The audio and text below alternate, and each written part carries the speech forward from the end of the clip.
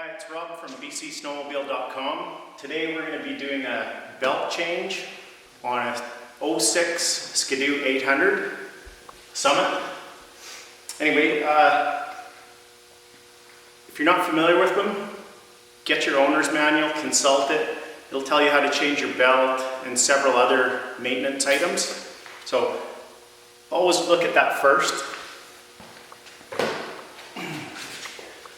We're going to start off by opening up the sled on the left-hand side. Most snowmobiles manufactured belt is going to be on the left-hand side.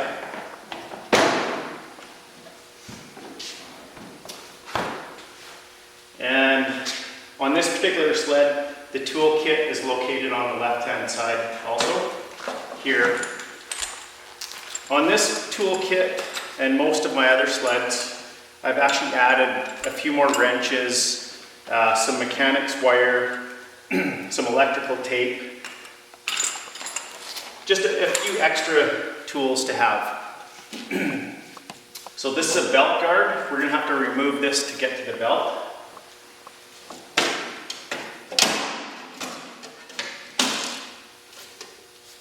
Put that aside. So this is the primary clutch. This is your secondary clutch.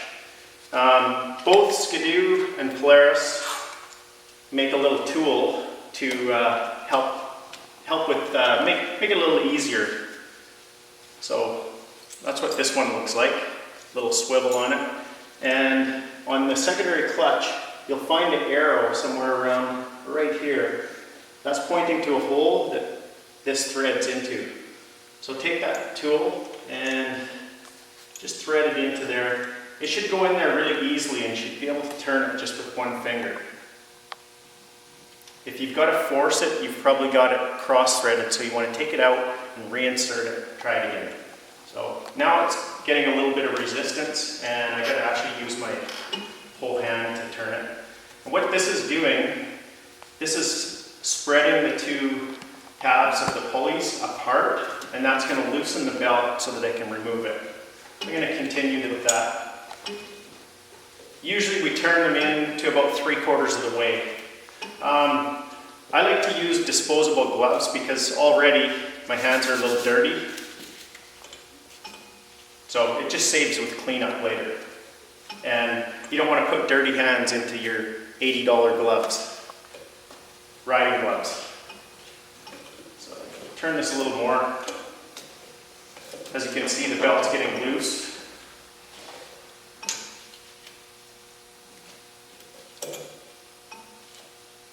Again, look at your owner's manual because a Yamaha is going to be different, and also an Arctic Cat has a different tool. So you're going to have to check that before you're out on the trail. So that's in about 3/4 of the way. Now that's quite loose. I can just grab that and slide it over top of the pulley. Pull that aside. And the old belt is out. So I've got another belt handy here. And this one's actually damaged. As you can see, it's got a cord hanging out of it. So as they wear, it gets worn down and then the cords will start coming out. So this one's ready to throw in the garbage. It's good for demonstration purposes, but sometimes you'll be riding, you'll hear a tick, tick, tick, tick.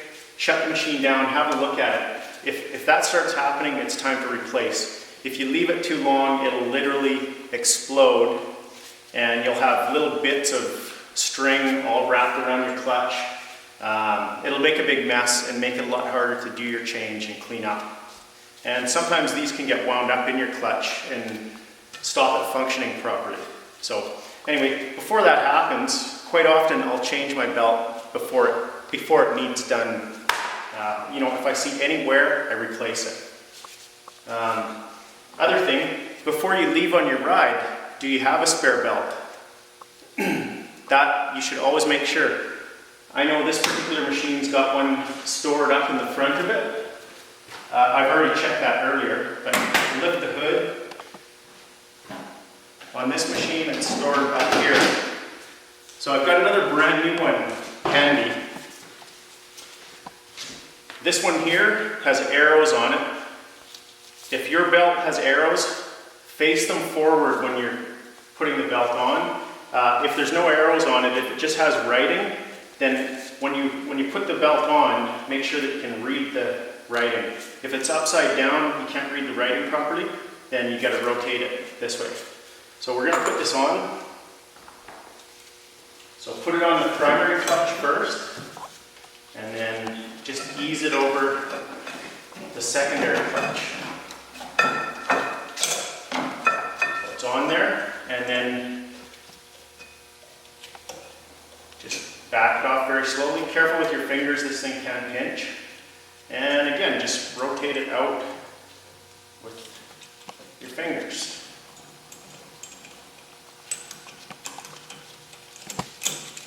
So when you get it out, put that back in your toolkit. You don't want to lose that tool. And what I like to do is, if I'm out on the snow especially, I'll get my buddy to pull on the back of the sled, pull it backwards, and I'll just rotate it backwards a little bit. And then I'll get my buddy to come around to the front of the machine and pull it frontwards. Rotate it a little bit.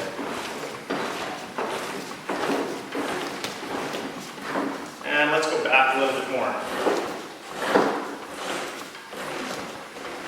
What that does, it reseats the belt in the proper position. You don't have to do that, but it really helps, and it'll extend the life of your belt. Also, when you replace a belt, take it easy on the sled for about 10 minutes. No full throttle riding. And what that does, it seats the belt, works it in, and just breaks it in easily. Worst thing you can do for a belt, replace it, be on the throttle full bore, because the belt is it's gonna shorten its life a lot. So anyway, we're all done. So we're gonna replace our tools into our toolkit.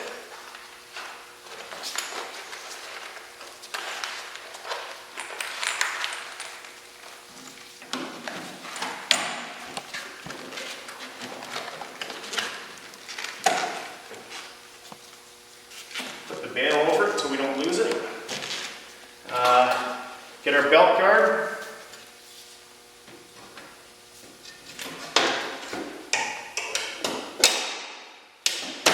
We're good to go. We've got our new belt installed. We'll take our old belt, we'll put up front again, take it home, and then we'll replace this one with another brand new one.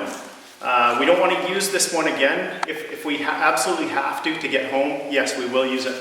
But as soon as we get home, we want to take this one out, throw it away, put a brand new one in there.